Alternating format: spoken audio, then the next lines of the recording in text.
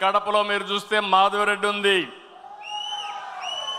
ఆమెను అందరూ కూడా తక్కువ అంచనా వేశారు. రిజల్ట్స్ చూశారు, అదరగొట్టింది. అదే మహిళా శక్తి అని చెప్పి నేను మీకు తెలియజేస్తున్నా. ఈరోజు నేను ఒకటే మీ అందరికీ హామీ ఇస్తున్నాను. ఇప్పటికే చాలా కార్యక్రమాలు చేశాం. మళ్ళీ హామీ ఇస్తున్నా, ఈ నెలలోనే లేకుంటే నెక్స్ట్ నెల లోపల తల్లికి వందనం, ఎంతమంది పిల్లలుంటే అంతమందికి 15,000 రూపాయలు ఇచ్చే బాధ్యత మనది అని మరొకసారి విజ్ఞప్తి చేస్తున్నా.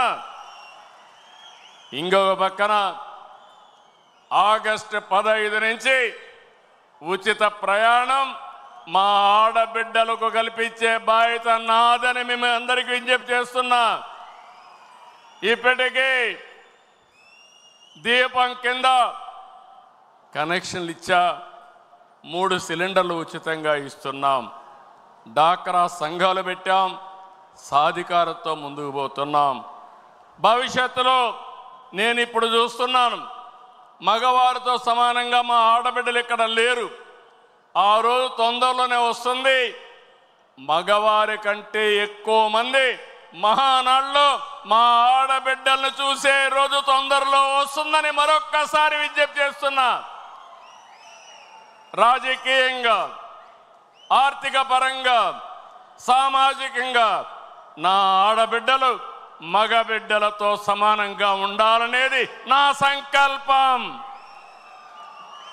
ఏమో మా ఆడబిడ్డలు మీరు సిద్ధమా అని అడుగుతున్నా. ఏంటయ్యా మీరు కూడా సిద్ధమా సహకరించడానికని అడుగుతున్నా.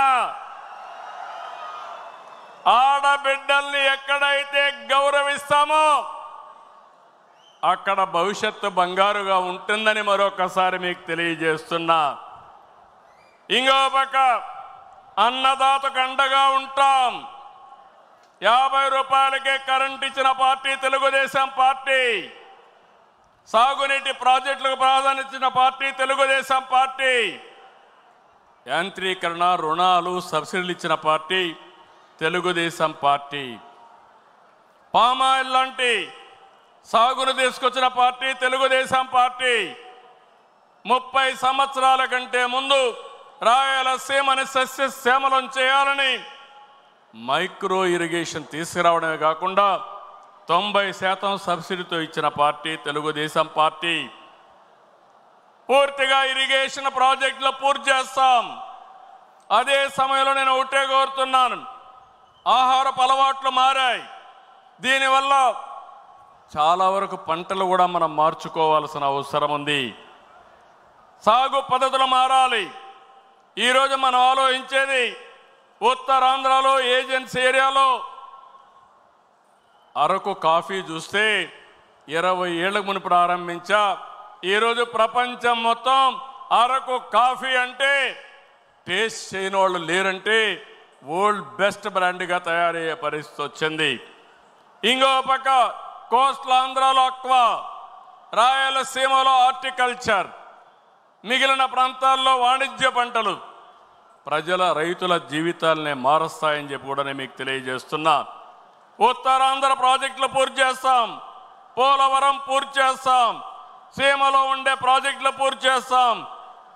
పోలవరం బనకచర్ల పూర్తి చేసి రాష్ట్రం మొత్తం సస్యశ్యామలం చేసే బాధ్యత మనం పెట్టుకుంటామని చెప్పి నేను మీకు తెలియజేస్తూ, అన్నదాతకు ఇవ్వాల్సినటువంటి 20,000 రూపాయలు కేంద్రం ఇచ్చేటప్పుడు మన వాటాగా 3 విడతల్లో వాళ్ళ అకౌంట్లో జమ చేసే బాధ్యత ఈ ప్రభుత్వానిదని చెప్పి నేను మీకు తెలియజేస్తున్నాను. రైతుల పంటలకు లాభసాటిగా గిట్టుబాటు ధర ఇప్పించే బాధ్యత తీసుకుంటాం. దీంతో మనం ముందుకు పోతామని చెప్పి కూడా నేను విజ్ఞప్తి చేస్తున్నా. ఇకపోతే యువశక్తి నిర్వీర్యం చేశారు. ఒకటే హామీ ఇస్తున్నా, యువశక్తి నిర్వీర్యం కావడానికి వీలు లేదు. అలాంటి శక్తిని మీరు చూస్తే, నేను జైల్లో ఉన్నప్పుడు అకారణంగా జైల్లో పెడితే దగ్గర 100 దేశాల్లో 52-53 రోజులు రాజీ లేని పోరాటం చేశారంటే అది నాకు వాళ్ళకు నా మీద ఉండే అభిమానం.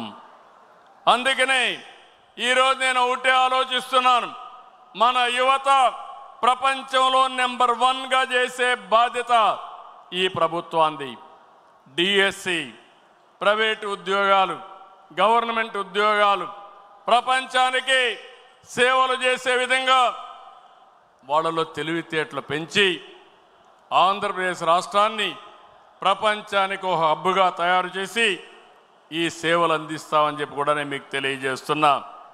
ఫైనల్గా ఇవన్నీ కలిపి తెలుగు జాతి విశ్వఖ్యాతి, తెలుగు జాతి రాబోయే రోజుల్లో ఏ ఆంధ్రప్రదేశ్కో లేకుంటే తెలంగాణకు పరిమితం కాకుండా ప్రపంచంలోనే విశ్వఖ్యాతి తీసుకొచ్చే విధంగా వాళ్ళని ముందుకు తీసుకెళ్తామని చెప్పి నేను మీకు తెలియజేస్తున్నాను. ఈరోజు మీరు ఒక్క విషయం ఫైనల్గా చెప్తున్నాను, మనమందరం వచ్చింది దీని ద్వారా అనేక మార్పులు వచ్చాయి.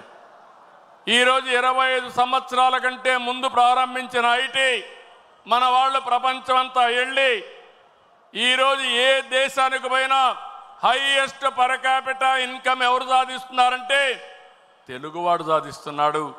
అది మనందరికీ గర్వకారణం అని చెప్పి నేను మీకు తెలియజేస్తూ ఈ ఉద్యమాన్ని ముందుకు తీసుకెళ్తాం, ఇంకా తీవ్రం చేస్తాం.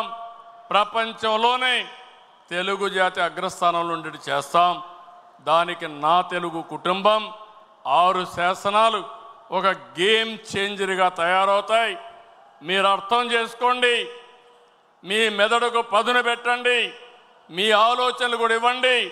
దీన్ని లాజికల్గా తీసుకెళ్ళి శాశ్వతంగా తెలుగు ప్రజల గుండెల్లో తెలుగుదేశం పార్టీ ఉండేట్టుగా చేద్దామని చెప్పి తెలియజేసుకుంటూ ఈ తీర్మానాన్ని ప్రవేశపెట్టిన అందరికీ పేరు పేరున అభినందనలు తెలియజేసుకుంటూ దీన్ని ఆమోదించవలసిందిగా మిమ్మల్ని అందరినీ కోరుతూ గట్టిగా చప్పట్లు కొట్టి హర్షాన్ని ఆమోదాన్ని తెలియజేయాలి. ఇది చివరి వరకు మీ ప్రాంతంలో ప్రతి ఒక్కరికి అర్థమయ్యేట్టుగా చెప్పే బాధ్యత మీదేనని చెప్పి మరొకసారి తెలియజేసుకుంటూ చెప్పడమే కాదు అమలు చేసే బాధ్యత కూడా మీదని చెప్పి కూడా విజ్ఞప్తి చేస్తూ సెలవు తీసుకుంటున్నాను. 6 శాసనాలు ప్రవేశపెట్టాడు. నేను మనస్ఫూర్తిగా అభినందిస్తున్నా. మామూలుగా పోయే ఈ మహానాడిని ఒక నూతనమైన దిశలో తీసుకెళ్లాలని 6 శాసనాలు ప్రవేశపెట్టాడు. అలాంటి లోకేష్ కూడా మీరు చూస్తే బాగా చదువుకున్నాడు. చదువుకొని వచ్చి ఆయనకుండే నాలెడ్జ్ని ఇక్కడ ఉపయోగిస్తూ టెక్నాలజీ కానీ నాలెడ్జ్ని ఉపయోగిస్తూ ఒక నూతనమైన విధానానికి శ్రీకారం చుట్టాడు.